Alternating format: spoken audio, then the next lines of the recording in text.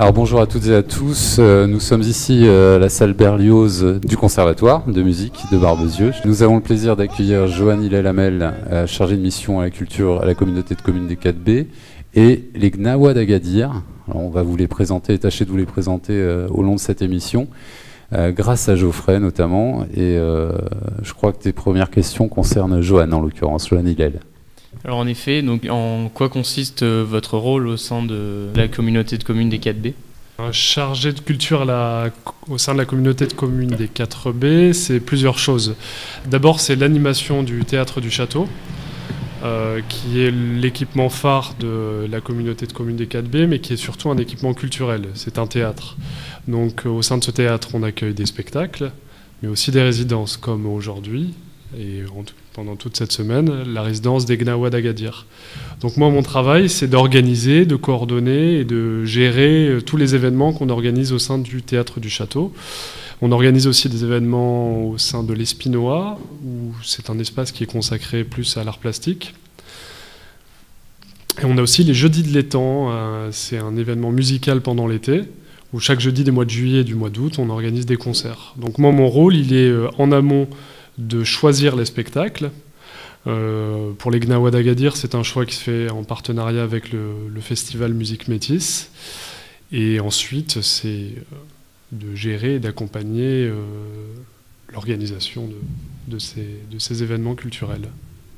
Alors c'est une manifestation qui a lieu tous les 2 ans, la décentralisation en l'occurrence, c'est bien ça ? Exactement. Ça se travaille sur 2 ans, ça se travaille sur une année ? Ça se travaille sur une année.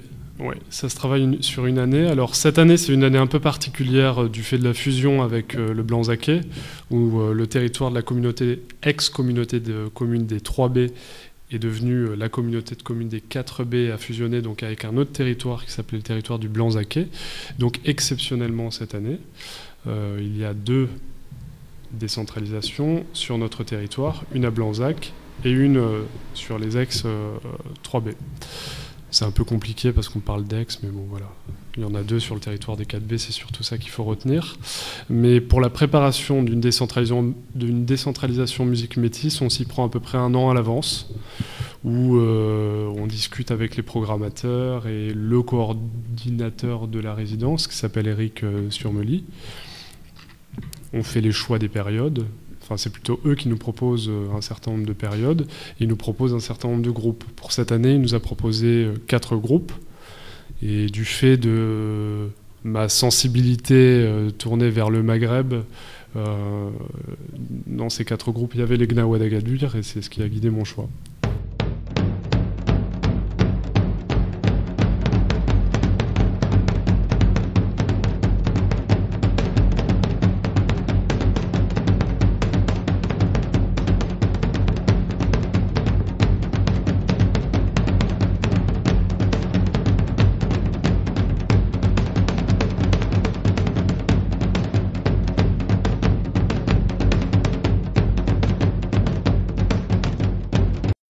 Comment tu présenterais les Gnawa d'Agadir ? Qu'est-ce que tu pourrais nous en dire avant qu'ils se présentent eux-mêmes ? Alors les Gnawa d'Agadir, d'abord géographiquement ils sont à Agadir, c'est-à-dire au Maroc. C'est une musique presque ancestrale, en tout cas qui vient du XVe siècle, il me semble. Je ne veux pas dire de bêtises parce que je suis loin d'être un spécialiste, tu m'arrêteras ouf si je dis des bêtises. C'est une musique qui vient à l'origine des esclaves noirs qui... un peu comme le jazz, faisaient de la musique au sein de leur communauté, de leur famille. Et ce style de musique est très lié à un univers religieux. C'est très lié à l'islam, donc la religion majoritaire, ou même je dirais essentielle. Je ne sais pas s'il y a des Gnawa qui ne sont pas musulmans. Non, au Maroc, la plupart des Gnawa, c'est islamiste. Ouais, voilà. L'islam. Tous les trucs, les paroles, les trucs qu'on dit, c'est équivalent à l'islam. Oui, voilà, parce que chacun des chants, parce que Gnawa, c'est à la fois un rythme, c'est des percussions, mais c'est aussi des chants, et chaque chant, c'est des chants en arabe, et c'est des chants qui sont religieux, et qui sont des appels, des textes qui parlent de Dieu, tout simplement. Ouais. C'est extrêmement visuel, on va en profiter pour accueillir Raouf, donc, Oui. membre du groupe, leader du groupe. Vous êtes le leader du Oui, groupe. oui, je suis le leader du groupe parce que j'ai pris ça même pour être un leader du groupe. Ça vient du famille parce que si je parle que je suis moi un leader du groupe, parce que mon père aussi, c'est un leader d'un grand groupe aussi au Maroc, à Agadir. Il est mort maintenant, c'est moi qui ai pris la relève à sa place. Toujours un dans la famille qui prend toujours la relève. C'est une tradition. C'est une tradition, oui. Toujours, c'est qui est le père ou le leader, toujours c'est un de leurs fils qui sera le leader, qui continue le chemin de son père pour qu'il reste toujours la culture. Ça, les racines toujours continuent pour que nous donne aux autres, qu'il reste toujours les cultures à la même place, dans la même route. Vous pouvez nous présenter les autres membres du groupe qui sont présents avec nous? Ah oui, il est avec nous Abdullah Bakari, c'est le Ma'alem. C'est le Ma'alem. Il a son frère Siddiq Bakari aussi. Il y a Omar Mangal aussi. C'est un gars du groupe. Il y a Hussein Lemouche. Il y a Mehdi Nassoli maintenant qui n'était pas avec nous maintenant sur place. D'accord, très bien. Geoffrey. Donc dans vos concerts, dans toutes vos représentations, vous avez un choix scénique de beaucoup bouger et danser en même temps que vous jouez. C'est quelque chose en relation avec la culture gnawa ou c'est vous qui avez fait le choix de... Notre musique, les danses et tout ça, c'est les danses. Les danses, c'est toujours les mêmes. Les danses, c'est notre culture. Donc dans la percussion, dans tout ça, il y a toujours les danses, c'est spécial toujours des gnawa. On ne fait pas quelque chose de nous même. Même dans la percussion, si on joue la percussion maintenant, tu joues sur un rythme, il y a la danse de la rythme. Tu ne peux pas faire une autre chose ou ça. Il y a des choses, des trucs qui étaient faits de le même rythme. Si tu changes là, chaque rythme, il a sa danse. Mais parce qu'on travaille avec la percussion, les tambours, il y a des trucs qu'on fait avec le gambri, un instrument, on basse un instrument traditionnel, mais basse aussi là.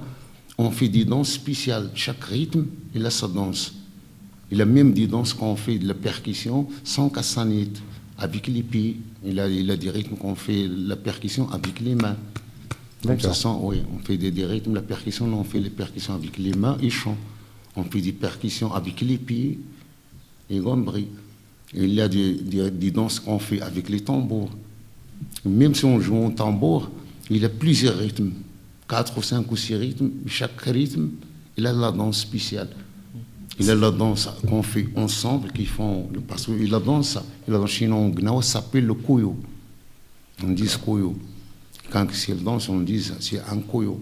On ne dit pas un danseur, on dit un koyo. D'accord. Qui va faire, on fait le koyo. Individu, chacun fait un koyo. C'est de l'arabe voilà. Non, koyo, c'est un mot africain. C'est un mot africain. Oui, parce que même dans les paroles, maintenant, chez nous, maintenant, dans le rythme gnawa, il y a les paroles arabes mélangées avec des mots africains. Ah. D'accord. Oui, parce qu'il a mélangé des mots africains mélangés avec des mots arabes. Parce que les Arabes, ils ont entré en Afrique et tout ça, donc il a un mélange. Oui, en fait, c'est un brassage de cultures qui se retrouve dans votre musique, en fait. Ah oui, oui. La culture gnawa, ça existe en Afrique. Mais là, quand les Arabes ils ont rentré en Afrique, dans ce truc-là, on a maintenant des mots qui sont mélangés. Des mots arabes avec des mots africains, origine africaine. Maintenant, on mélange le chant. Parce que ça arrive, tu sais, dans le 15e siècle, le 16e siècle, le 17e siècle. Dans le 17e siècle, on a beaucoup d'Arabes. À l'époque, là, il y a Moulay Ismaïl. Il y a Moulay Ismaïl, les guerres et tout ça. Donc, à ce moment-là, il y a un grand mélange entre les Noirs et les Blancs. Et donc, ça, mais maintenant, on trouve des Blancs qui jouent la musique gnawa. Maison spirituelle des Blacks, des Noirs. Ils ont pris de Noirs. C'est 15e siècle, parce qu'au 15e siècle, les Arabes se sont fait chasser d'Andalousie et sont arrivés donc en masse à l'actuel Maghreb. Et nous, de notre vision d'occidental, on imagine que les Arabes vivent historiquement au Maghreb, alors qu'au Maghreb, c'est d'abord les Berbères et aussi des Africains. Ouais. Et cette musique, je suppose qu'elle est née au XVe siècle, parce que le peuple arabe vivant en Andalousie avait tout un code hiérarchique des hommes et par rapport aux couleurs. Et ils ont aussi fait énormément d'esclavage. Et c'est pour ça je suppose que cette musique est née au XVe siècle. En tout cas, les dates se croisent entre l'arrivée des Arabes au Maghreb et la naissance du Gnawa. C'est pas très scientifique ce que je vous dis, mais c'est... Mais au moins c'est clair. C'est l'avantage d'être clair. Parce qu'il y a un truc, de la musique Gnawa. Parce qu'on a de la musique, on fait une musique spectaculaire, du spectacle. Tu vois, qu'on boit du thé, du gâteau, et ça vient avec la musique. Là, il y a Gnawa qui joue la musique, il y a des kouyou qui dansent, il y a un Gnawa qui serve le thé, il y a des Gnawa qui donnent des gâteaux, les gens, les spectateurs, tout ça. Et il y a un moment qu'on fait une musique spéciale de la trance. D'accord. La trance, ça, on dit c'est l'appel, nous on dit l'hadra. L'hadra, c'est l'appel des autres esprits. Donc là, on dépose des encens, on dépose des couleurs, parce qu'il y a 7 couleurs. Il y a 7 couleurs. Oui, il y a 7 couleurs. Dans la musique Gnawa, dans la trance, on a 7 couleurs. On a la couleur blanche, la couleur verte, et la couleur bleue, et la couleur rouge, et la couleur jaune, et la couleur mélange de couleurs, multicouleurs. Il y a plusieurs couleurs. Le 6e, on a la couleur bleu ciel. Les couleurs, elles sont associées à un rythme, oui, à chaque couleur, elle a l'encens de la couleur. D'accord. Et le style de la trance. Chaque couleur, comme maintenant on dit la couleur bleu ciel. Bleu ciel, c'est le bleu ciel, on met la couleur bleu ciel, on met le son de bleu ciel, mais on prend 17 qui a dos, il y a dos qu'il le pose sur la tête, qu'il danse, mais si tu ne tombes pas, mais il rentre en transe, il danse, et tout ça, c'est toujours sur la tête. Il a des trucs comme la couleur noire. La couleur noire, maintenant, la couleur noire, on rentre en transe avec des bougies, 12 bougies, 6 bougies ici, 6 bougies ici, allumées. Il y a des gars qui dansent comme ça avec des feux, comme ça, ils les mettent sur l'imam. Chaque couleur, il a des trucs qui se passent avec la couleur et l'encens qu'on met. Il apprend le direct. Le Gnawa, c'est un peu un syncrétisme de plusieurs cultures. Il y a à la fois des cultures qui viennent d'Afrique, il y a en tout cas un fond islamique assez important, mais il y a aussi des rythmes araboutiques. Voilà. Et je crois supposer, en tout cas dans ma mémoire, parce que j'ai vécu en Algérie et un peu en Tunisie, et il y a aussi des rythmes araboutiques avec les rythmes très similaires à ceux des Gnawa, avec des transes, des périodes de transe, des spectacles comme ça très visuels qui emportent complètement les gens qui participent à ces événements. Et en tout cas de mon expérience, chaque confrérie avait sa sonorité et son univers visuel. Et aussi son marabout. Et il a toujours un marabout. Voilà. Donc, il s'adresse toujours à un marabout.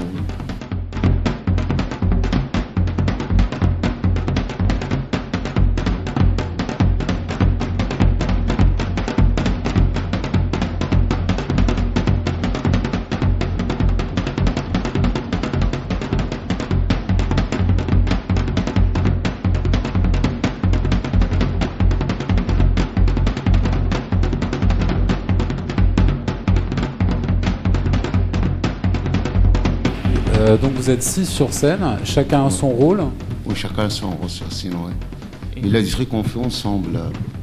Mais même si on est 6 sur scène, chacun ici bien ce qu'il fait, et chacun fait son rôle. Même on peut même être plusieurs, plus que 6, on peut être 9 ou 10 ou 12 ou 14, on peut même être 30. Ouais. Tu sais, on peut ça... Parce qu'il y a des cérémonies au Maroc qui trouvent 100 Gnawi. On met ça dans une grande terrasse. Ça, tu trouves 100 Gnawi, tout. Tu as des rythmes, 10 tambours ou 11 tambours. 60 années, tout ça, tu vois, si c'est une grande. Ouais. Mais on a trouvé ça en France, chez les Bretons. Ah. Si on a trouvé un truc comme ça, tu trouves les Bretons, s'ils jouent, ils jouent à 50. Les bagades. Ouais, les bagades, oui, ils jouent à 50%, à 60%. C'est comme ça, la musique en Gnawa aussi, au Maroc. À Musique Métis, au festival, ils vont croiser les musiques Gnawa et la musique bretonne. Breton, oui. Oui, effectivement, j'avais vu ça. Ce sera le thème du concert un petit peu. Sacrée rencontre, deux cultures.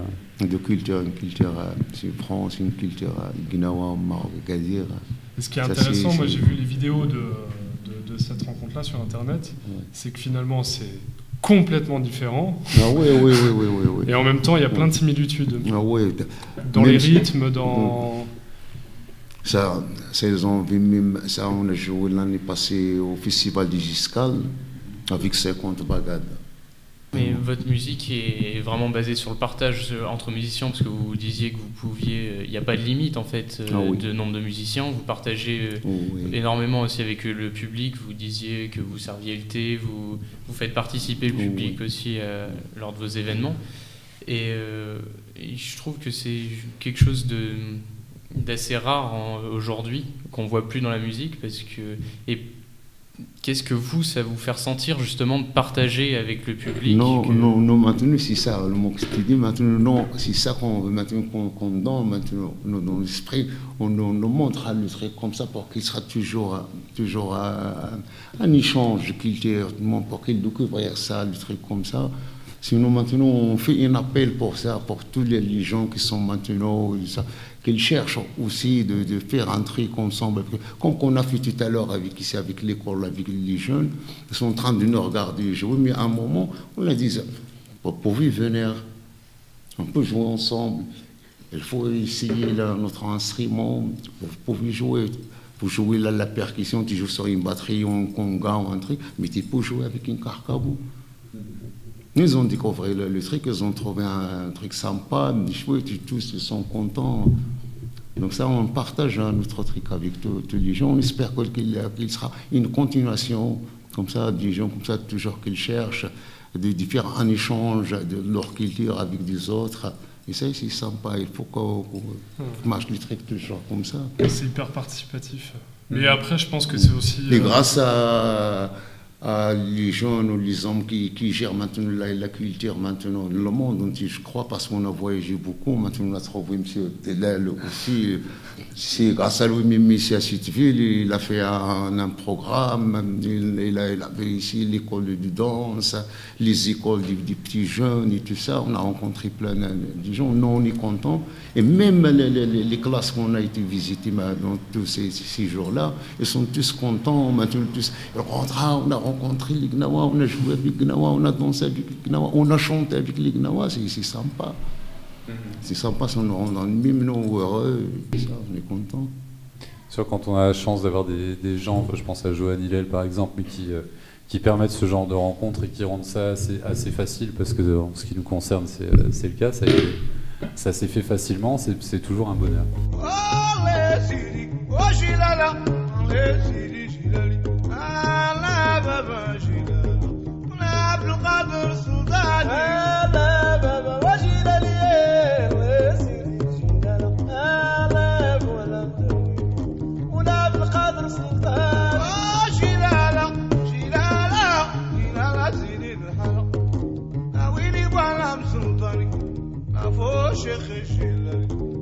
Je voudrais revenir sur ce que vous disiez sur la transmission en fait de cet art Gnawa qui se fait par filiation, enfin c'est de père en fils en fait. Il y a toujours un enfant, vous me disiez, qui devient Gnawa. Oui. Tu trouves même, il a 5 ou 6 enfants dans la famille, mais toujours, même tu trouves toute la famille joue la musique, fait la musique Gnawa, mais toujours un qui prend la relève.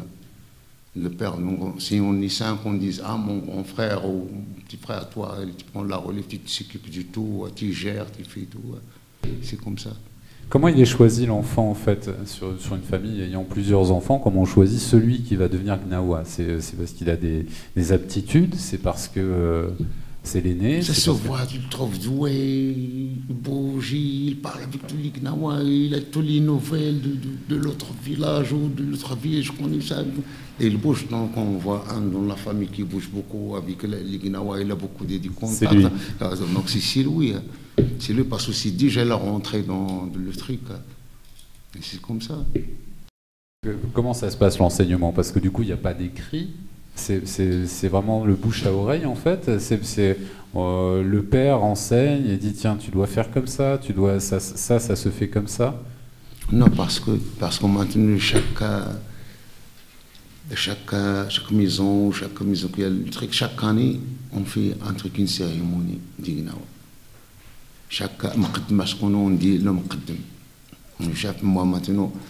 Cette année, je fais une cérémonie, j'appelle tous les Gnawa, je connais le maître là, le maître, on fait une sacrification, tout ça, tout le monde mange, on fait 2 jours ou 3 jours de la musique. 3 jours. On fait 3 jours de la musique. Et la semaine prochaine, chez Abdullah, la semaine, chez ce monsieur-là, ça tourne dans l'année. Et ça commence toujours du mois de juin. Le mois de juin jusqu'au mois de septembre. Il a toujours la tournée des Gnawa, ça existe chez nous à Agadir et tous les environs d'Agadir. Chaque village, peut-être il y a 6 semaines chez Chilouat, 6 semaines chez Chilouat, et leur ensemble, ils le tournent. D'accord, donc c'est des rassemblements, c'est une tournée d'été, ce que nous on appellera une tournée d'été éventuellement. Ouais. Les Gnawa, on en trouve où sur le continent africain, ou est-ce que c'est vraiment que le Maghreb, c'est que le Maroc, non, en trouve ailleurs? Ça existe au Maroc, ça existe en Algérie, ça existe en Tunisie. Mais il y a des rythmes aussi du Gnawa en Mali, en Burkina Faso, je crois aussi du Sénégal, mais en Afrique. L'Afrique, il y a des rythmes qui ressemblent à notre rythme du Gnawa, ils ont les mêmes traditions, le même... D'accord, c'est une racine commune en fait, oui. Et qui après s'est déclinée sur différentes formes, les Gnawa et après d'autres styles musicaux éventuellement. Et surtout maintenant, la musique Gnawa, ça arrive maintenant, c'est la musique du monde. Parce que maintenant, la musique Gnawa, c'est se connaître dans le monde entier. Tu trouves même les Gnawa en Amérique, qui jouent avec d'autres musiques, avec du jazzman, avec des groupes de reggae, avec plein de groupes, parce qu'on a été même à Haïti. On a joué avec les Voodoo, on a trouvé c'est la même couleur, c'est le même truc qu'on fait. Même dans les cérémonies, tout, c'est le même. Même on a été chez le pape des Voodoo, chez Max Beauvoir, on a été chez lui, on a rencontré 2 groupes chez lui, dans son palais. On a joué avec 2 groupes chez lui, dans son palais. Et après, il nous invite dans une cérémonie. On a parti à la cérémonie. On a trouvé c'est la même chose. La cérémonie, le rythme, la danse, la trance, et les couleurs en plus. Et les couleurs aussi. Oui, les couleurs aussi, c'est ça qui nous a rendu. Oh, c'est pas. Mais je trouve les mêmes couleurs, rouge, noir, vert, les mêmes couleurs, les trans, c'est les mêmes. Surprenant. Ah oui. Max Beauvoir aussi, il m'a dit. Ça fait 600 ans de séparation, mais maintenant on rencontre et ça. Donc si le monde est petit, on a parlé de plein de trucs comme ça, c'est génial. Qu'est-ce que vous souhaitez véhiculer quand vous allez faire une représentation, quand vous montrez votre art? Qu'est-ce que vous essayez de véhiculer ou de transmettre aux gens? Qu'est-ce que vous voulez leur montrer? Qu'est-ce que vous voulez leur dire? Je veux dire que notre culture, c'est pas une culture qu'on dit, c'est un truc qui tu peux pas le faire. C'est une culture, c'est facile de le comprendre, c'est facile de le rentrer là-dedans. Nous soyons en grande joie pour qu'ils seront dans notre culture, ils soient le bienvenu à tout le monde. Et même, on peut même le donner, apprendre ou connaître notre culture, soyez le bienvenu, il n'y a pas de problème. Alors on va parler un petit peu de votre semaine barbezilienne, votre semaine à Barbezieux et dans les alentours, parce que vous n'êtes pas resté à Barbezieux. Vous êtes arrivé dimanche, c'est ça? jour électoral en ce qui nous concerne, mais en l'occurrence bien rempli. Comment ça s'est déroulé? Comment se sont passées les rencontres que vous avez faites au long de la semaine? Dans toute la semaine, on a tout. La première chose, on est chez les familles ici à Barbezieux. On a trouvé des familles très, très, très, très, très sympas. C'est meilleur. Ça, on vit maintenant chez les familles comme si on est chez nous. Tu rentres à la maison, on a même les clés, on a tout. Tu rentres à la maison.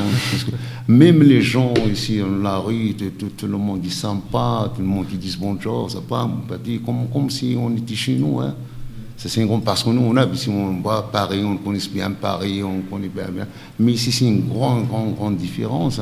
Même les gens, comment ils parlent, c'est quelque chose d'inoubliable, vraiment inoubliable. Même les écoles, même les enfants, et tout ça, comme si les enfants connaissent 10 ans, tu rencontres le premier jour là un enfant, comme s'il te connaît, ça fait longtemps. Il vient, il te parle, même on a donné des trucs comme ça, on chante avec les enfants, ils chantent avec nous, il va dire comme ça, ils disent avec nous. Ils chantent, on va danser, oui, d'accord, on va danser. On termine les trucs, est-ce qu'on va danser, est-ce qu'on va faire un truc, c'est sympa, vraiment, c'est sympa.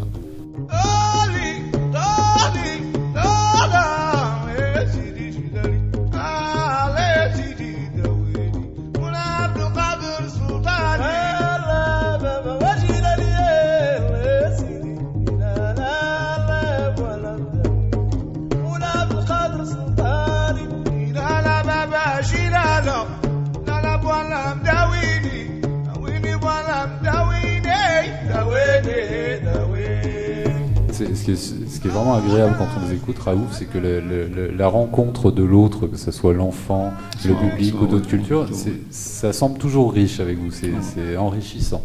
Alhamdulillah. On dit alhamdulillah, on est comme ça, c'est alhamdulillah. On trouve des gens comme ça, grâce à Dieu, alhamdulillah, toujours on trouve des bons gens, toujours des vrais amis, des vraies familles. Alhamdulillah, on est content. On est très très content d'être avec les gens comme ça, de rencontrer des gens comme ça, c'est sympa, c'est une chose inoubliable, alhamdulillah. Alors, vous allez donner une représentation en fin de semaine sur Barbezieux. Qu'est-ce qu'on va voir sur scène? Qu'est-ce qu'on va voir quand on va voir les Gnawa? On en a parlé un petit peu tout à l'heure, mais il y a des instruments typiques, par exemple. Ouais. Et on peut les citer. Il y a quoi comme instrument? On a nos 3 instruments qu'on joue. On a la percussion, le tambour, on a le kassanit, on a un gambri, un instrument traditionnel qui est fabriqué avec du bois, mais avec une peau de cou de chameau. Et les cordes, c'est les boyaux, les intestins du chèvre, mais c'est quelque chose qui sent. Mais ce que je veux dire pour le samedi, c'est le peuple qui va découvrir ce qu'on va donner. On ne va pas dévoiler la surprise, surtout pas. Ouais. C'est le public qui va voir, il va lui dire non, on va donner tout ce qu'on a.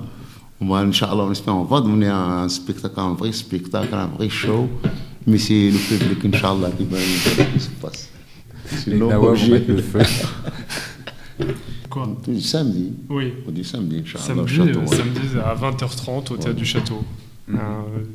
J'ai jamais vu les Gnawa d'Agadir en spectacle sur scène, mais de ce qu'on m'a dit, ça vaut vraiment le coup. Inch'Allah, le samedi, Inch'Allah. Joanne Hillel, je reviens sur cette semaine, ça s'est passé comment? Alors justement, les Gnawa sont hébergés chez des gens. Voilà, exactement. On a fait une sorte d'appel à candidature, c'est presque, j'ai pas le terme exact, mais en tout cas on a demandé à des gens s'ils souhaitaient accueillir des membres de groupe chez eux, et évidemment on a eu des réponses positives. Donc il y a 3 familles qui accueillent chacune d'entre elles deux musiciens chez eux, comme à la maison, comme tu dis. Ouais. Et moi ce que je remarque, du coup ça me facilite presque les choses, parce qu'il y a des temps conviviaux qui s'organisent, et je pense que tu l'as très bien décrit, vous êtes un peu de la même famille, quoi. Il y a quelque chose qui se crée qui est presque pas définissable, c'est des moments d'amitié qui se créent en 2 jours, Et ça, c'est plutôt très beau. Enfin, je pense hier, on était mardi 8 mai, c'était un jour férié en France. Et moi, du coup, je suis allé voir je suis allé manger chez un ami. Et Mehdi, le membre du groupe qui n'est pas là, m'a appelé pour me demander si je pouvais lui ouvrir le théâtre. Je lui dis, il n'y a pas de souci, donc j'ai fait un crochet. Et, du coup, j'ai vu 30 personnes, pas loin de... J'exagère un peu, mais au moins 20 personnes devant le théâtre. Et ils ont organisé, du coup, avec 2 jeunes musiciens de Barbezieux, un espèce de bœuf au théâtre du château. Serre place. Ouais, c'est excellent. C'est ça qui est génial, c'est-à-dire qu'on n'est pas du tout serré dans un calendrier, même si on a un, où le tissu scolaire et associatif du territoire est associé, mais entre ces moments-là, c'est vraiment des moments festifs et c'est des moments qui ne s'organisent pas. À l'échelle du territoire, Johan Hillel, cette semaine qui n'est pas encore terminée, fort heureusement, ça représente quoi? Parce que c'est un côté assez énorme d'amener une culture comme ça sur toute une semaine sur notre territoire. Quelle en est ta vision en fait? Ma vision, c'est qu'on essaye déjà de la répartir sur le territoire. Donc on va à Barbezieux, mais pas exclusivement. Ce soir, on va à Brossac. Demain, on va à Baigne. Donc on va sur les ex-3B, Baigne, Barbezieux, Brossac.